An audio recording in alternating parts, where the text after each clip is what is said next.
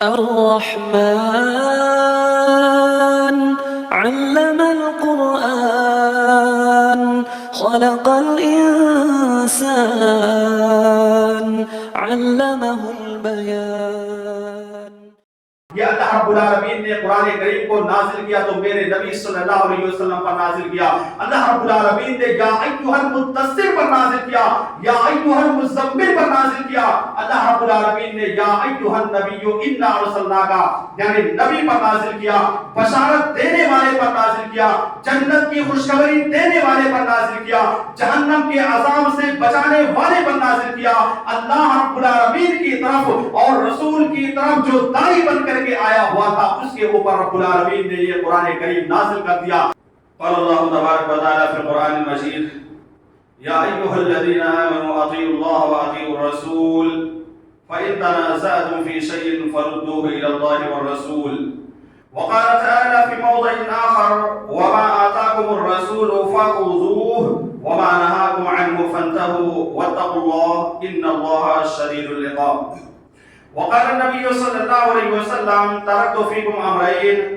لن تضلوا ما تمسكتم بهما كتاب الله وسنتي. سامعین کرام, میرے بھائی اور دوستو, خواتین حضرات, آج کے اس خطبہ جمعہ میں آپ حضرات کے سامنے جس موضوع پر خطاب کرنا چاہتا ہوں اس موضوع کو آپ نے سوشل میڈیا کے ذریعے سے سماعت کر لیا ہوگا, سن لیا ہوگا. قبل اس سے کہ میں اپنے موضوع کی وضاحت کروں اس سے پہلے اللہ رب العالمین کی حمد و ثنا, کبریائی اور بڑائی بیان کر دینا مناسب سمجھتا ہوں.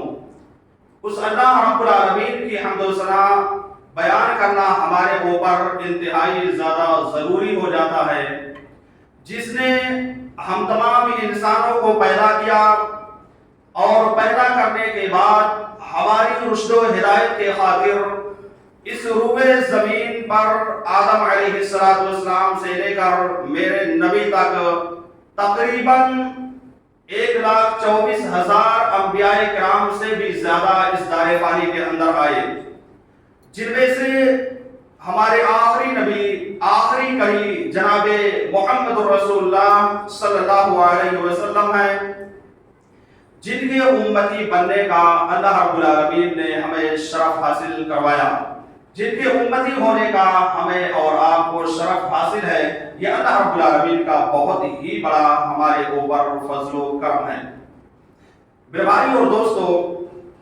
محمد رسول اللہ صلی اللہ علیہ وسلم کو اللہ رب العالمین نے اس روئے زمین پر اپنا آخری نبی, اپنا آخری رسول بنا کر کے بھیجا. آپ صلی اللہ علیہ وسلم نے ہماری شریعت پر عمل کرنے کے بارے میں قدم قدم پر رہنمائی کرتے رہے, اور اسی طرح سے دنیا کے اندر رہ کر کے جس طرح سے زندگی گزارنا ہے اس کے بارے میں بھی میرے آقا جناب محمد رسول اللہ صلی اللہ علیہ وسلم نے اپنے آپ کو آئیڈیل کے طور پر, نمونہ کے طور پر ہم تمام لوگوں کے سامنے پیش کر دیا. محمد رسول اللہ صلی اللہ علیہ وسلم کی ذات ایسی ذات ہے جس نے قرآن کریم کے پڑھنے کا طریقہ اور قرآن کریم کی ایک ایک آیتوں کے بارے میں ہم تمام لوگوں کو سمجھا دیا.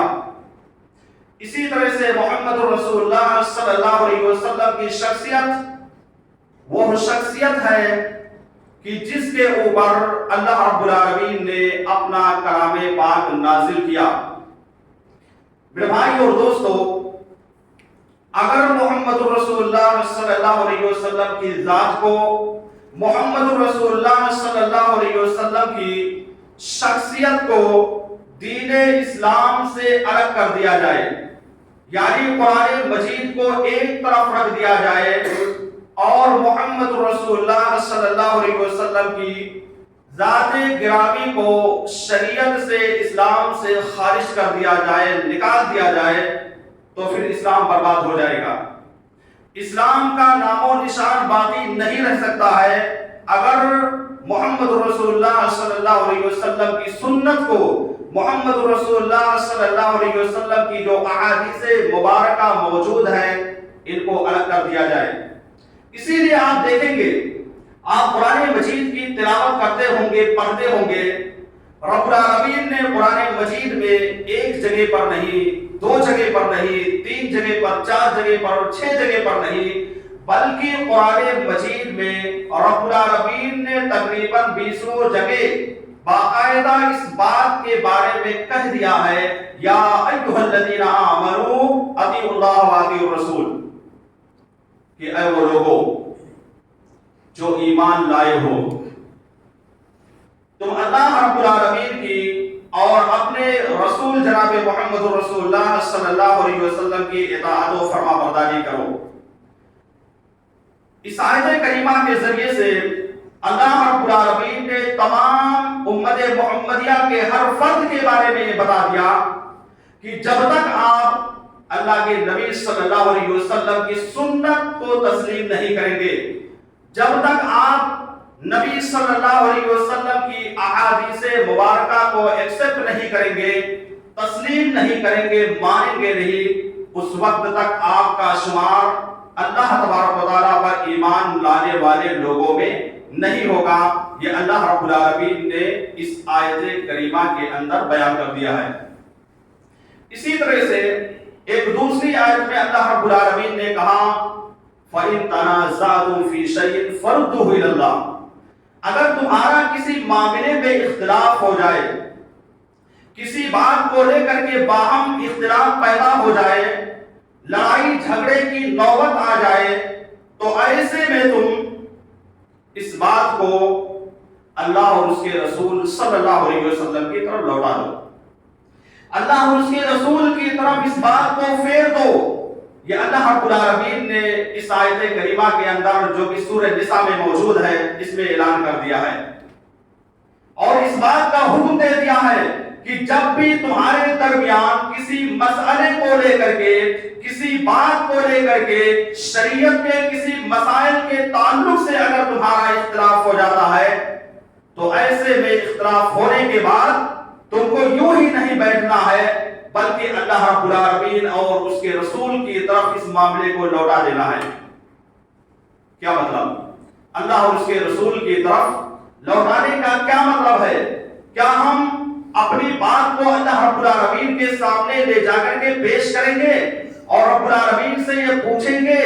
کہ اس مسئلے میں کون برحق ہے اور کون حق پر نہیں ہے؟ کیا ہم اللہ کے نبی کے پاس لے جا کر کے، جو کہ اس وقت اس دنیا کے اندر موجود نہیں ہیں، کیا ان کے پاس اس مسئلے کو لے جا کر کے پوچھیں گے کہ میں برحق ہوں کہ فلاں آدمی برحق ہے، میں جو عمل کر رہا ہوں کیا میں صحیح طریقے سے عمل کر رہا ہوں، یا فلاں آدمی جو عمل کر رہا ہے وہ صحیح طریقے سے عمل کر رہا ہے؟ کیا اس طرح کی گنجائش آج باقی ہے؟ تو اس کا جواب یہ ہے کہ آج اس طرح کی گنجائش باقی نہیں ہے۔ ہم اپنے مسئلے کو اللہ رب العالمین کی طرف لوٹا نہیں سکتے ہیں، بلکہ اللہ رب العالمین کے کلام کی طرف ہم کو لوٹانا ہے، قرآن مجید میں جستجو کرنا ہے، قرآن مجید میں جا کر کے اپنے مسئلے کے حل کو تلاش کرنے کی کوشش کرنا ہے کہ جو اختلاف ہمارے مابین، ہمارے درمیان واقع ہوا ہے، کیا ہم اس اختلاف میں، اس لڑائی جھگڑے میں برحق ہیں یا نہیں ہیں؟ تو قرآن مجید ہمارے بارے میں فیصلہ کر دے گا۔ اسی طرح سے جو اللہ رب العالمین نے اس آیت کریمہ کے اندر کہا کہ رسول کی طرف لوٹانا ہے، تو رسول کی طرف لوٹانے کا مطلب یہ ہے کہ نبی صلی اللہ علیہ وسلم کی جو سنتیں موجود ہیں، جو احادیثیں موجود ہیں، ان احادیثوں کی طرف اپنے مسئلے کو لے جا کر کے وہاں پر تلاش کرنے کی کوشش کرنا ہے، وہاں پر جا کر کے ڈھونڈنے کی کوشش کرنا ہے کہ آخر یہ مسئلہ کس طرح سے ہے، کون سا مسئلہ صحیح ہے، کیا میں جس پر عمل کر رہا ہوں یہ مسئلہ صحیح ہے، یا وہ آدمی جو میرے برخلاف ہے، جو مجھ سے باقاعدہ تنازع کرتا ہے، جھگڑا کرتا ہے کہ نہیں میرے بھائی میں برحق ہوں اور میں کہتا ہوں کہ میں برحق ہوں، جا کر کے سنت سے معلوم کرنا ہے، نبی کی حدیثوں سے جا کر کے معلوم کرنا ہے، تبھی جا کر کے ایک انسان کامل مومن ہو سکتا ہے۔ اللہ رب العالمین نے اس کے بعد باقاعدہ کہہ بھی دیا ان کنتم مومنین، اگر تم مومن ہو، اگر تمہارے دل کے اندر رتی بھر معمولی سا ایمان پایا جاتا ہے، معمولی سا ایمان اگر تمہارے دل کے اندر پایا جاتا ہے تو تم اس مسئلے کو قرآن کی طرف اور حدیث کی طرف پھیر دو، قرآن میں جا کر کے تلاش کرو اور نبی صلی اللہ علیہ وسلم کی احادیث مبارکہ جو موجود ہیں اس کے اندر تلاش کرو، ہر مسئلے کا اختلاف جا کر کے اسی جگہ پر حل ہو جائے گا۔ اس لیے میرے بھائی اور دوستو، اگر کوئی شخص یہ کہے کہ نہیں ہم قرآن کی بات کو مانیں گے، ہم حدیث کو نہیں مانیں گے، تو ایسا شخص مومن نہیں ہو سکتا، ایسا شخص اسلام میں اس کا شمار ہی نہیں ہوگا۔ ایسے شخص کا جو ایک کو مانے اور دوسرے کو بالائے طاق رکھ دے تو ایسا آدمی مسلمان نہیں ہو سکتا ہے۔ ایک دوسری آیت میں اللہ رب العالمین نے کہا وَمَا آتَاكُمُ الرَّسُولُ فَخُذُوهُ وَمَا نَهَاكُمْ عَنْهُ فَانْتَهُوا، کہ رسول اکرم صلی اللہ علیہ وسلم تمہیں جس چیز کو دے اس کو تم لے لو، جو بھی چیز تم کو دے رہے ہو، جس بھی چیز پر عمل کرنے کے لیے کہہ رہے ہو، ان چیزوں پر ہمیں عمل کرنا ہے، یہ اس آیت کا مطلب ہے۔ اور جس چیز سے روک رہے ہو، یہ کہہ رہے ہو کہ ایسا کرنا گناہ ہے، ایسا اگر کرو گے تو اللہ رب العالمین کے ہاں پکڑ ہوگی، مجرمین میں شمار ہوگے، گنہگاروں میں شمار ہوگے، تو ایسے جگہ پر ہمیں اپنے آپ کو روک کر کے رکھنا ہے۔ آگے اللہ نے کہا وَاتَّقُوا اللَّهَ إِنَّ اللَّهَ شَدِيدُ الْعِقَابِ، اللہ رب العالمین سے ڈرتے رہو، اس بات کو سوچ کر کے کہ اللہ رب العالمین بہت سخت سزا دینے والا ہے، اللہ رب العالمین بہت زیادہ سزا میں مبتلا کرنے والا ہے۔ میرے بھائی اور دوستو، آپ ذرا توجہ سے اس بات کو سنیں کہ آج جو مختلف فتنے اٹھائے جاتے ہیں، آج جو فتنے برپا ہو رہے ہیں دین اسلام کے بارے میں، آج دین اسلام کے اندر جو گمراہی کو داخل کرنے کی کوشش کی جاتی ہے، دین اسلام کی بنیاد کو توڑنے کی کوشش کی جاتی ہے، آج جو دشمنان اسلام یہ چاہتے ہیں کہ دین اسلام کے اندر ترمیم کر دیں، ترمیم کا مطلب دین اسلام کو بدل دیں، دین اسلام کے اندر گڑبڑی پیدا کر دیں، دین اسلام کے اندر بہت ساری کمیوں کو داخل کر دیں، جو اچھائیاں ہوں ان اچھائیوں کو نکال کر کے پھینک دیں۔ تو اس کے لیے دشمنان اسلام نے یہ ہیلا اور یہ بہانہ اختیار کر رکھا ہے اور یہ طریقہ اپنا رکھا ہے کہ اگر قرآن کریم پر لوگوں کو عمل کرنے کے لیے کہا جائے گا، یعنی قرآن کریم پر کہا جائے کہ لوگوں تم صرف قرآن پر عمل کرو، اللہ رب العالمین نے جو کتاب نازل کی ہے صرف اسی پر عمل کرو، اور نبی کی جو احادیث موجود ہیں اس کو بالائے طاق رکھ دو، اس پر عمل نہ کرو۔ تو انہوں نے جو اختیار کرنے کی کوشش کی ہے، اگر نبی کی حدیثوں کو ہٹا دیا جائے گا، نبی کی حدیثوں کو بالائے طاق رکھ دیا جائے گا، تو وہ سمجھ رہے ہیں کہ دین اسلام برباد ہو جائے گا، دین اسلام مٹ جائے گا۔ اسی لیے ان لوگوں نے باقاعدہ، یہ دشمنان اسلام، ان کی یہ کوشش رہتی ہے کہ دین اسلام کو ایسے ہی برباد کرنا ہے، نبی کی جو سنت ہوگی، نبی کی جو حدیثیں ہوگی، ان حدیثوں سے ان لوگوں کو دور کر کے صرف قرآن کی تعلیم دے دینا ہے۔ اسی لیے آج کل باقاعدہ بہت جگہوں پر بہت سے لوگ ایسے ہیں جو پروگرام وغیرہ کرتے ہیں، اب رجوع الی القرآن، قرآن کی طرف رجوع کرنا۔ میں ان سے سوال کرنا چاہتا ہوں، آپ نے جو یہ موضوع دیا الرجوع الی القرآن، کیا اس کے آگے آپ سنت نہیں بڑھا سکتے تھے؟ اگر سنت بڑھا دیتے تو سمجھ میں آ جاتا کہ آپ قرآن کی طرف اور سنت کی طرف رجوع کرنے کے لیے کہہ رہے ہیں، قرآن و سنت کی باتوں پر عمل کرنے کے لیے کہہ رہے ہیں۔ آپ اگر قرآن کی طرف رجوع کرنے کے لیے کہہ رہے ہیں تو اس کا مطلب یہی ہو جاتا ہے کہ آپ سنت سے دور رہنے کی تعلیم دیتے ہیں، صرف قرآن پر عمل کرنے کی تعلیم دینے کی کوشش کرتے ہیں۔ میرے بھائی اور دوستو، یہ سب سے بڑا فتنہ آج کل برپا ہو گیا ہے، اور یہی وجہ ہے کہ میرے آقا نے، یہ کوئی نئی بات نہیں ہے، بلکہ آج سے تقریباً 1400 سال پہلے، 1400 برس پہلے باقاعدہ یہ کہہ دیا تھا کہ ایک زمانہ ایسا آئے گا، ایک وقت ایسا آئے گا کہ ایک آدمی کرسی پر بیٹھا ہوگا، کرسی پر بیٹھ کر اپنے پیر کو پیر پر رکھ کر کے یہ کہے گا کہ میں اس بات کو نہیں مانوں گا، میں اس حکم کو نہیں مانوں گا۔ جب اس سے وجہ پوچھی جائے گی، جب اس سے سوال کیا جائے گا کہ تو آخر اس حکم کو کیوں نہیں مانتا ہے، تو وہ کہے گا لا یوجد کتاب اللہ، میں اس حکم کو اس لیے نہیں مانتا کہ یہ کتاب اللہ کے اندر موجود نہیں ہے، یہ اللہ رب العالمین کے قرآن کے اندر موجود نہیں ہے، رب العالمین نے قرآن کریم کی کسی آیت میں یہ نہیں کہا ہے، اس لیے میں اس بات کو ماننے کے لیے تیار نہیں ہوں۔ یہ میرے آقا جناب محمد رسول اللہ صلی اللہ علیہ وسلم نے آج سے تقریباً 1400 برس پہلے فرما دیا تھا۔ اور یہی نہیں بلکہ ایسے لوگوں پر باقاعدہ نبی کریم صلی اللہ علیہ وسلم نے لعنت بھیجی ہے، اور اسی وقت آپ نے کہہ دیا تھا کہ ایسے لوگوں پر جو لوگ یہ کہیں گے میں صرف قرآن کو مانوں گا، قرآن کریم کے اندر یہ چیز موجود نہیں ہے اس لیے میں اس کو ماننے کے لیے تیار نہیں ہوں، اللہ کے نبی نے اسی وقت کہہ دیا تھا کہ ایسے لوگوں پر اللہ رب العالمین کی لعنت و ملامت ہوگی، اللہ رب العالمین کے لعنت کے مستحق ہوں گے۔ اور ظاہر سی بات ہے میرے بھائی اور دوستوں، میری ماں اور بہنوں، جو آدمی اللہ رب العالمین کی لعنت کا مستحق ہو جائے تو پھر اس کو کوئی بچا نہیں سکتا ہے، اس کے بیڑے کو کوئی پار نہیں کر سکتا ہے، وہ تباہ و برباد دنیا کے اندر بھی ہو سکتا ہے اور آخرت میں تو اس کو جہنم ہی کے اندر جانا پڑے گا، اس میں کوئی شک نہیں ہے۔ اسی لیے آج کچھ لوگ ایسے موجود ہیں جو اس بات کے بارے میں کہتے ہیں کہ قرآن کریم کے اندر رجم کی سزا موجود نہیں ہے۔ رجم کا مطلب کسی نے کسی شادی شدہ نے زناکاری کر لیا ہے، کسی شادی شدہ شخص سے، مرد سے یا عورت سے زناکاری کا ارتکاب ہو گیا ہے تو یہ لوگ کہتے ہیں کہ اس کو اس طرح کی سزا نہیں دی جائے گی، یعنی پتھر مار مار کر کے رجم نہیں کیا جائے گا۔ وجہ بیان کرتے ہیں کہ قرآن کے اندر موجود نہیں ہے۔ میں ان سے سوال کرنا چاہتا ہوں، پوچھنا چاہتا ہوں کہ آپ اس کے بارے میں کہتے ہیں کہ قرآن کے اندر موجود نہیں ہے، ٹھیک ہے موجود نہیں ہے، لیکن اس کے علاوہ کچھ باتیں قرآن کریم کے اندر موجود ہے یا اس کی تفصیل باقاعدہ احادیث مبارکہ کے اندر موجود ہے۔ میں ان سے سوال کرنا چاہتا ہوں کہ اللہ رب العالمین نے قرآن مجید کے اندر ایک مقام پر نہیں بلکہ بے شمار مقامات پر نماز قائم کرنے کا حکم دے دیا ہے۔ رب العالمین نے قرآن کریم کے اندر کئی مقامات پر، کئی جگہوں پر نماز قائم کرنے کا حکم دیا ہے۔ کیا کسی جگہ پر ایسا موجود ہے کہ مکمل طور سے نماز کی وضاحت موجود ہو کہ 5 وقت کی نمازیں پائی جاتی ہیں؟ مثال کے طور پر فجر کی نماز کیسے پڑھی جائے گی؟ فجر کی نماز کے پڑھنے کا طریقہ کیا ہے؟ فجر کی نماز سے پہلے سنت ہے کہ نہیں ہے؟ یا فجر کی نماز پڑھی جائے گی تو کتنی رکعت پڑھی جائے گی؟ جب رکوع میں جائیں گے تو کیا پڑھیں گے؟ سجدے میں جائیں گے تو کیا پڑھیں گے؟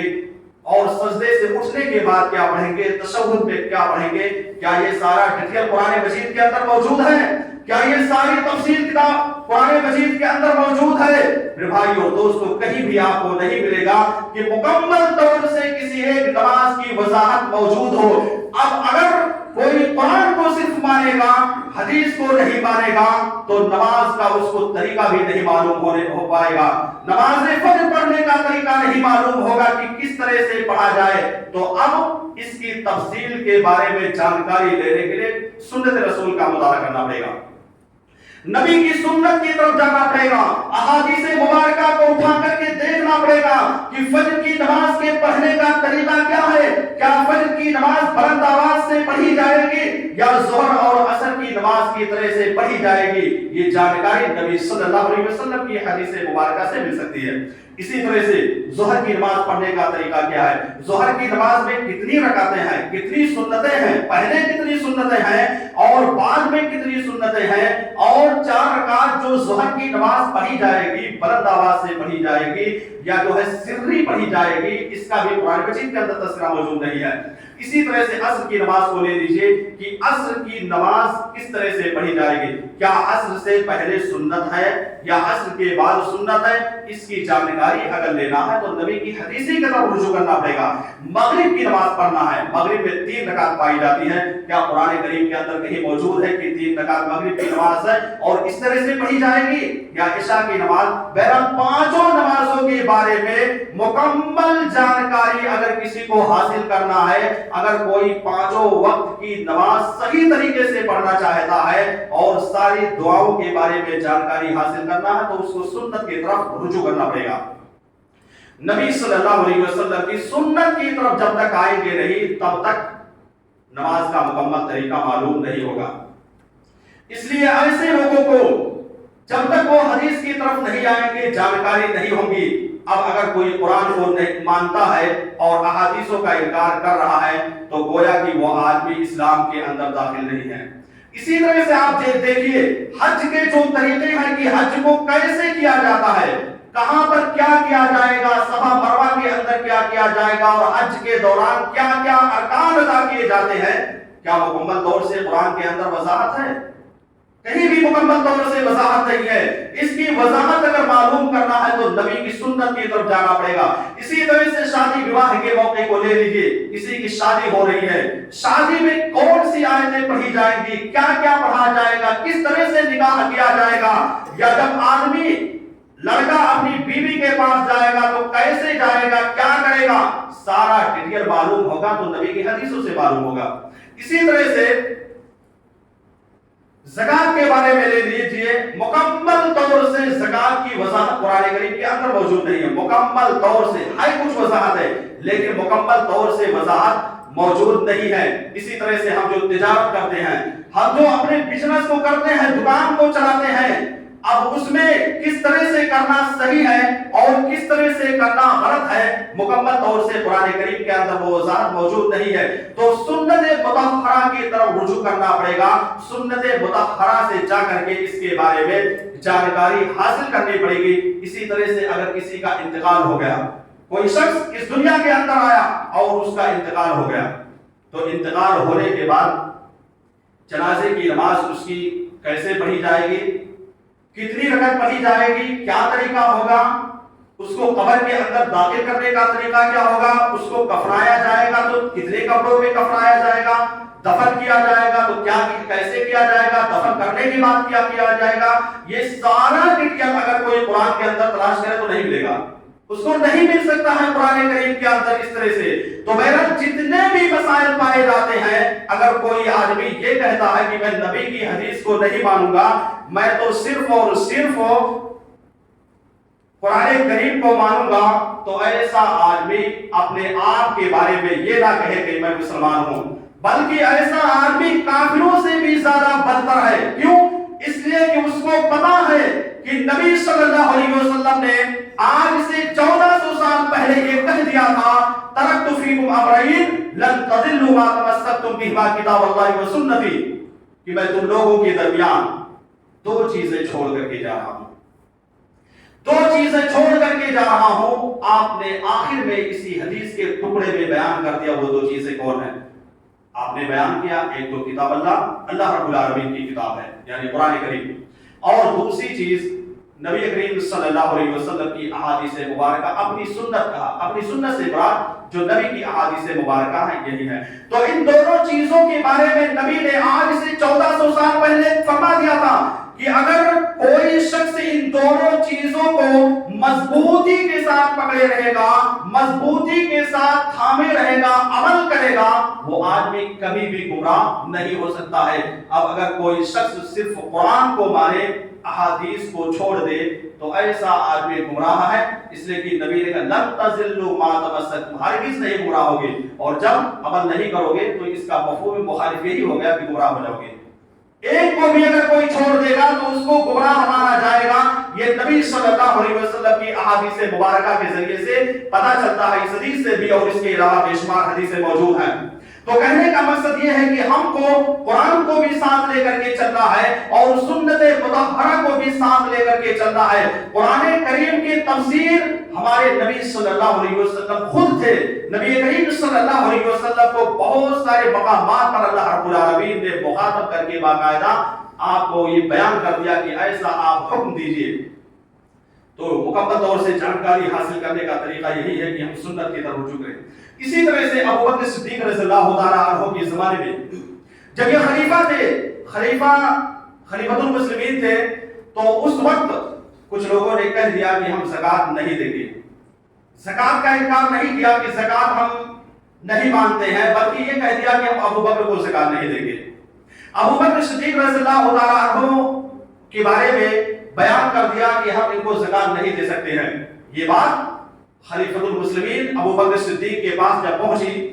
تو انہوں نے فوراً جنگ کا اعلان کر دیا کہ آخر کیوں ان لوگوں نے زکات دینے سے انکار کر دیا ہے، کیوں ان لوگوں نے کہہ دیا ہے کہ ابو بکر صدیق کو زکات نہیں دوں گا۔ یہ ایسا وقت تھا جب دشمنان اسلام مدینے کے چاروں طرف سے گھیر کر کے بیٹھے ہوئے تھے،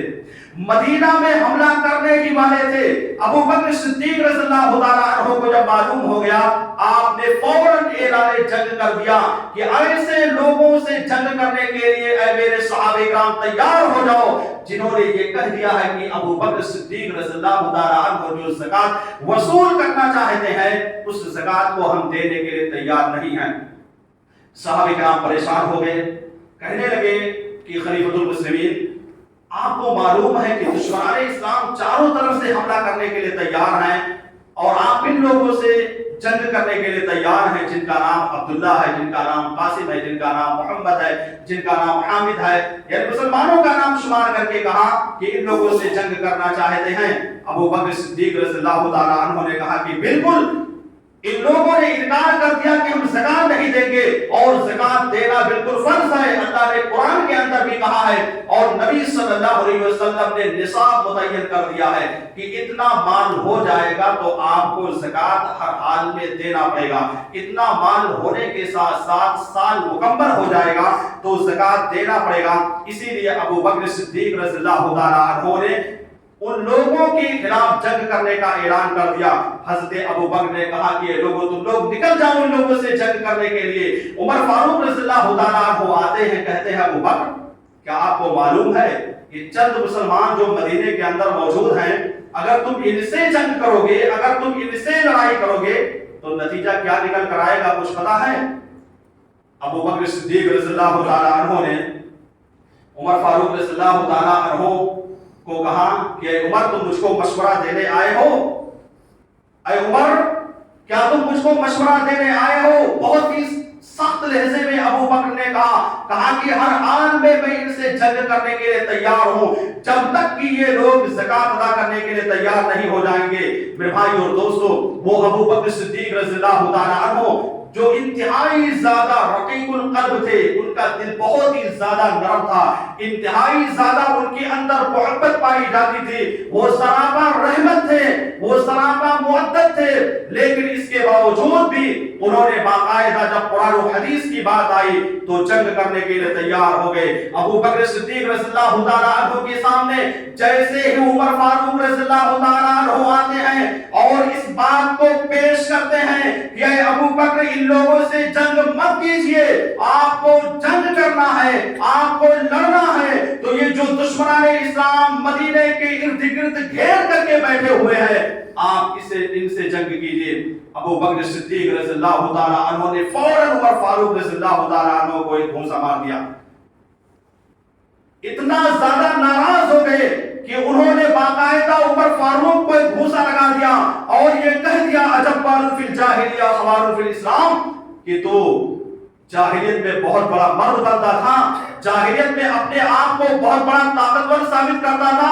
آج کیا ہو گیا ہے کہ تم اتنا بزدل ہو گئے ہو؟ یہ صحیح بخاری کے اندر موجود ہے۔ تو عمر فاروق رضی اللہ تعالیٰ عنہ کو باقاعدہ ابو بکر صدیق رضی اللہ تعالیٰ عنہ نے غیرت دلا دیا، کہا کہ جب اسلام کی بات آئے گی تو کسی کو چھوڑا نہیں جائے گا، اگر کسی نے اسلام کے خلاف اسلام کی باتوں کو ماننے سے انکار کر دیا، نصاب فرض ہے، سال مکمل ہو گیا ہے، لیکن اس کے باوجود زکات دینے کے لیے تیار نہیں ہے، ہم ہر حال میں ان سے جنگ کریں گے، گرچہ دشمنان اسلام آ کر کے ہمارے اوپر حملہ کر دیں گے۔ تو یہاں پر محل شاہد یہی ہے کہ ہر حال میں جہاں قرآن کی بات کو مانی جائے گی، وہاں نبی صلی اللہ علیہ وسلم کی سنت کے کو مانی جائے گی۔ اگر قرآن میں کہا جا رہا ہے کہ زکات دو، تو جا کر کے حدیث میں معلوم کرنا پڑے گا کہ زکات کتنا مال ہو جائے گا تب دینا پڑے گا، زکات کب دینا پڑے گا، سال جب مکمل ہوگا یا 1 مہینے میں 2 مہینے میں دینا پڑے گا،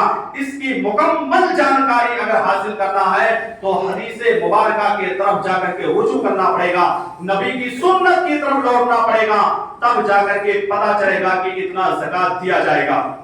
میرے بھائی اور دوستو،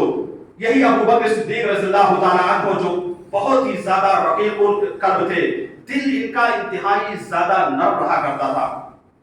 ایک مرتبہ ان کے بارے میں آتا ہے کہ نبی صلی اللہ علیہ وسلم منبر پر کھڑے ہو کر کے خطبہ دے رہے تھے. ابو بکر صدیق رضی اللہ تعالیٰ عنہ نیچے بیٹھے ہوئے تھے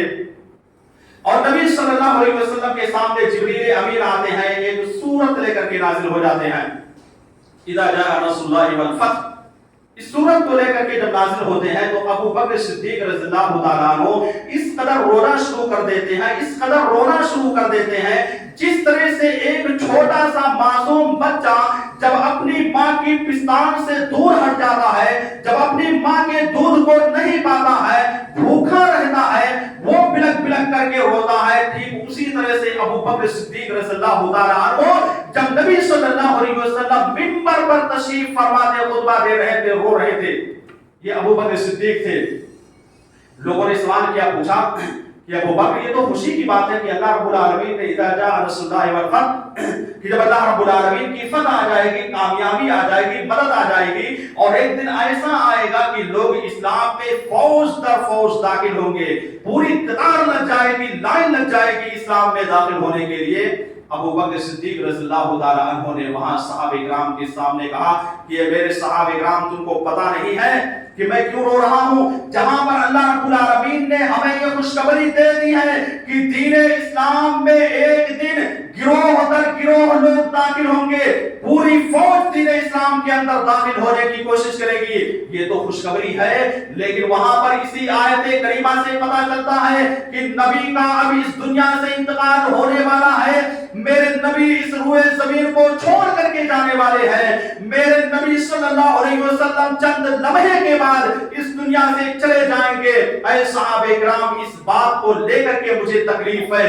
اس بات پر میں رو رہا ہوں, یہی چیز ہے جس نے مجھ کو رلا دیا ہے. خوشی تو اس بات پر ہوئی کہ دین اسلام میں لوگ داخل ہوں گے, لیکن دوسرا غم اور ٹینشن یہ ہے کہ جس نبی کے ساتھ ہم لوگ زندگی گزارتے ہیں, عبادت کرتے ہیں, سب کچھ کرتے ہیں,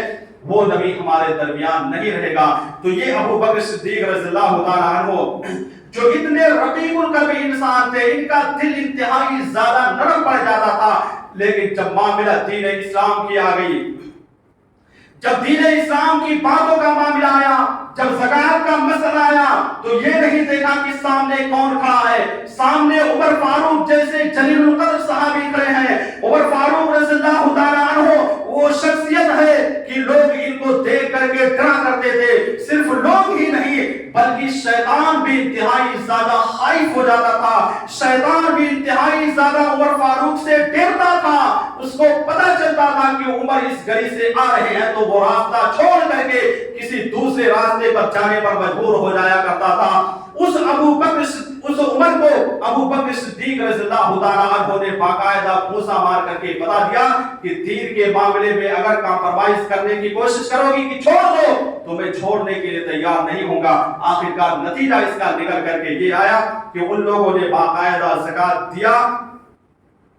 ابو بکر صدیق رضی اللہ تعالیٰ عنہ کی کوشش کے بعد. میرے بھائیو اور دوستو, اسی لیے آپ دیکھیں گے قرآن مجید کے اندر بے شمار آیتیں موجود ہیں جس میں اللہ اور اس کے رسول کی اطاعت و فرما برداری کرنے کے لیے کہا گیا ہے. جہاں پر اللہ رب العالمین نے اپنی اطاعت کے لیے کہا ہے, وہاں پر فوراً اللہ رب العالمین نے اپنے نبی کی اطاعت و فرما برداری کرنے کا حکم دے دیا ہے. پتہ یہ چلا کہ نبی صلی اللہ علیہ وسلم کی باتوں کو ہمیں ماننا ہے, نبی صلی اللہ علیہ وسلم کی احادیثوں کو ہمیں تسلیم کرنا ہے, اللہ رب العالمین کے فرمان کو بھی ماننا ہے, قرآن کو بھی ماننا ہے, نبی کی حدیث کو لے کر کے چلنا ہے. اس لیے جب بھی ہمیں کسی مسئلے کے بارے میں مکمل طور سے جانکاری حاصل کرنا ہے, پورا ڈیٹیل اگر ہم چاہتے ہیں کہ کسی مسئلے میں معلوم ہو جائے, تو دونوں کو, قرآن کو بھی سامنے رکھیے اور نبی کی حدیث کو بھی سامنے رکھیے, تبھی جا کر کے آپ کو صحیح مسئلہ معلوم ہو سکتا ہے, صحیح مسئلے کے بارے میں جانکاری حاصل ہو سکتی ہے. لیکن آپ نے قرآن کو اٹھا لیا, نبی کی حدیثوں کو, بخاری اور مسلم اور اس طرح کی جتنی بھی صحاح ستہ موجود ہے ان کو آپ نے بالائے طاق رکھ دیا, ان کو دیکھا تک نہیں, تو آپ کو کسی مسئلے میں مکمل طور سے جانکاری حاصل نہیں ہو سکتی ہے. میرے بھائی اور دوستو, اسی لیے اللہ رب العالمین نے کہا وَمَن يُشَاقِقِ الرَّسُولَ مِن بَعْدِ مَا تَبَيَّنَ لَهُ الْهُدَىٰ, کہ جو آدمی ہدایت کے آ جانے کے بعد, ہدایت یعنی قرآن کریم کے آ جانے کے بعد نبی صلی اللہ علیہ وسلم کی مخالفت کرتا ہے, وَيَتَّبِعْ غَيْرَ سَبِيلِ الْمُؤْمِنِينَ, اور نبی کے علاوہ کسی دوسرے دین پر عمل کرنے کی کوشش کرتا ہے تو اللہ رب العالمین نے کہا گویا کہ وہ میری نافرمانی کر رہا ہے،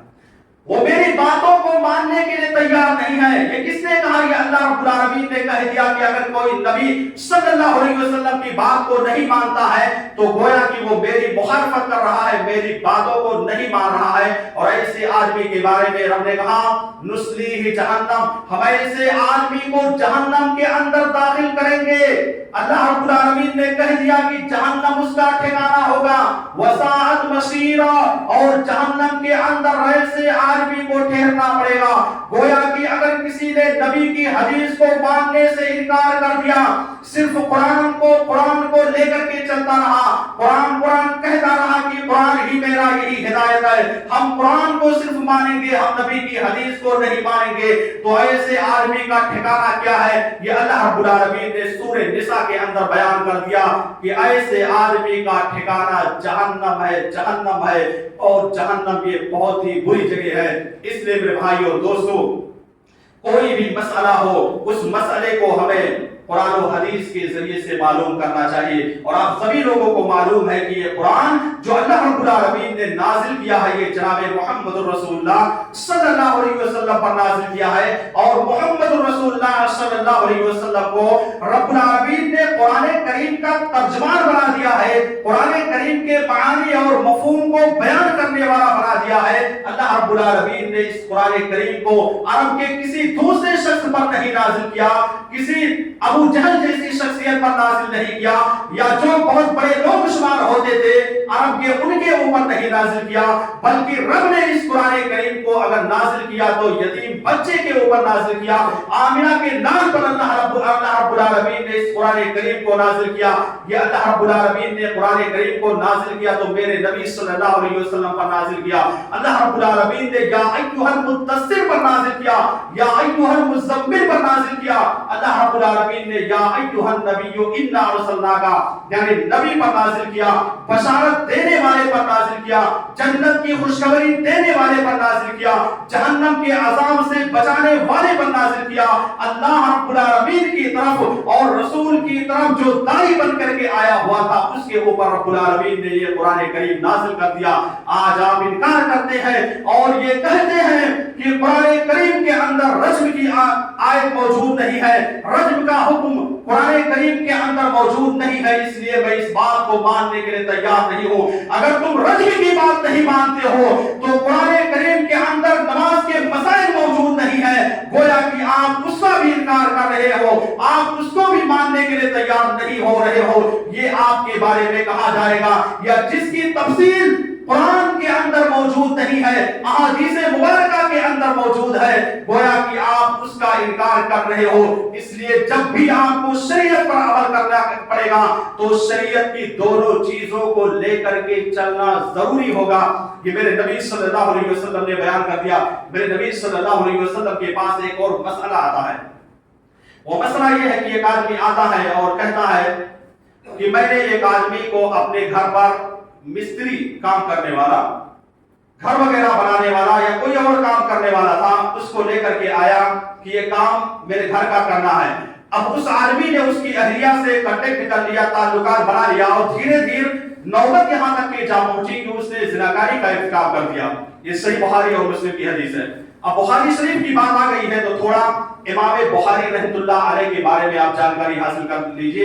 امام بخاری رحمۃ اللہ علیہ جب پیدا ہوئے تو ان کے باپ کا انتقال ہو گیا، یعنی یہ یتیم ہو کر کے پیدا ہوئے، اور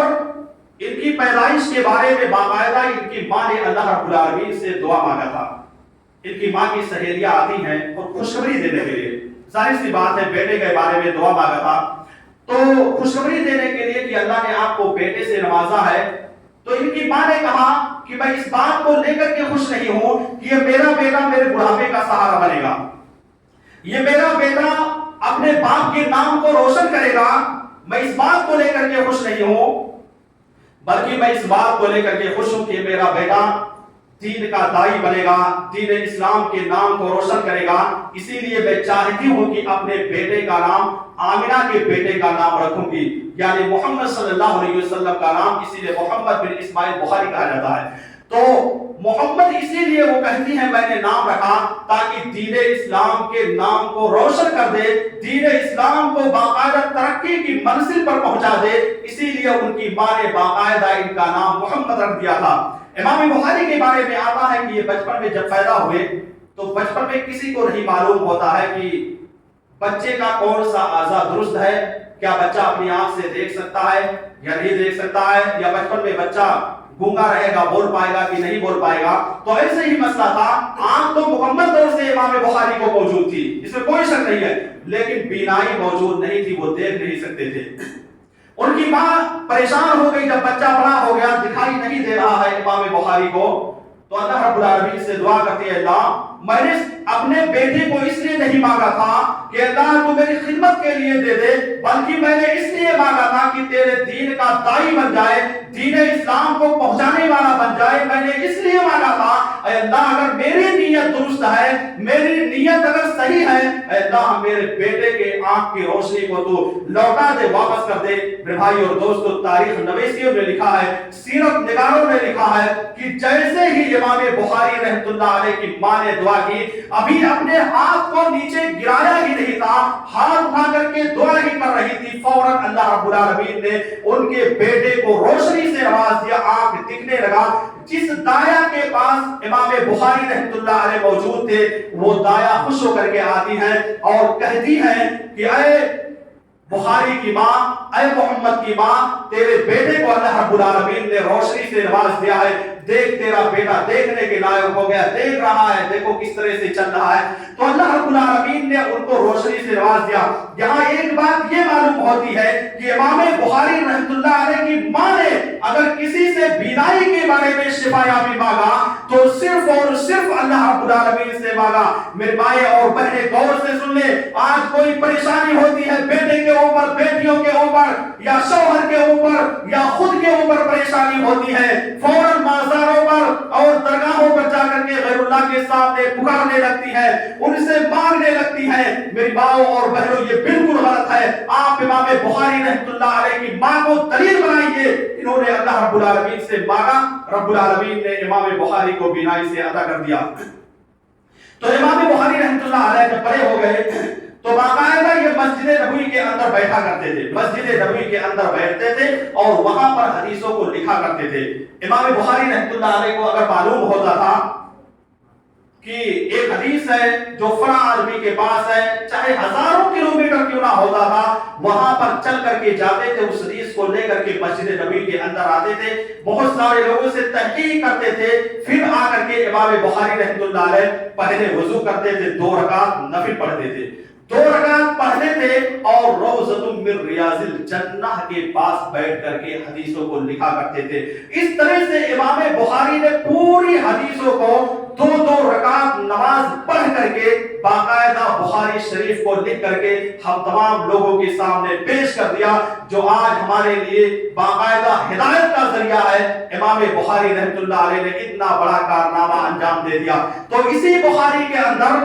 کہنے کا مقصد اسی بخاری کے اندر یہ ہے کہ جب ان لوگوں نے زناکاری کا ارتکاب کیا تو نبی صلی اللہ علیہ وسلم نے بخاری کے حوالے سے، بخاری نے جو ذکر کیا ہے اس حدیث کے حوالے سے بتا دیا کہ زناکاری کیا ہے تو اس کی سزا یہ ہوگی، ان کو پتھر سے مار مار کر کے سنسار کر دیا جائے گا، اگر غیر شادی شدہ ہے تو ان کو باقاعدہ 80 کوڑے لگا کر کے 1 سال کے لیے شہر بدر کر دیا جائے گا۔ یہ نبی صلی اللہ علیہ وسلم نے باقاعدہ بیان کر دیا۔ اس لیے میرے بھائی اور دوستو، آج کے پورے تقریر کا خلاصہ کلام یہی ہے، پورے موضوع کا لبِ لباب یہی ہے